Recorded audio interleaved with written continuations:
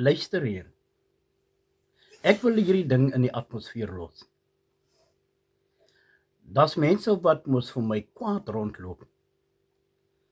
Oor die dinge wat ek sê. En jy kan maar kwaad rondloop. Maar iemand moet dit sê. Iemand moet die waarheid praat. Daar's 'n uitlating wat die mense het deur te sê ek en jy dien een God. Ek wil gou vir jou hierdie ding sê. As jy nog met 'n sigaret of 'n twakpil in jou mond rondloop. As jy nog jou wyn drink tot jy besope is. As jy nog 'n lesbien of 'n tomboy is.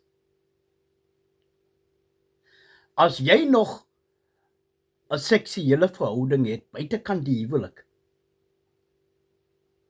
As jy nog 'n disco loop en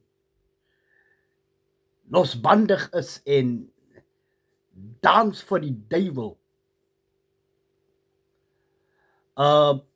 Hoorie, dis duidelik dat ek en jy nie dieselfde God dien nie. Want as die God wat jy dien tevrede is met die goed wat jy doen, dit wat jy aanvang, dan wil ek vir jou sê, ek wil vir u sê, ek en jy dien nie dieselfde God nie. Want die God wat ek dien, vereis verandering. Die God wat ek dien, verwag opofferings. Hy wil hê dat ek moet wegbreek van die sonde af.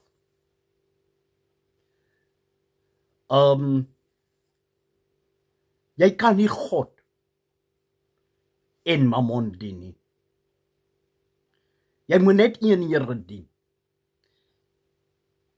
En dis die God van Abraham, Isak en Jakob.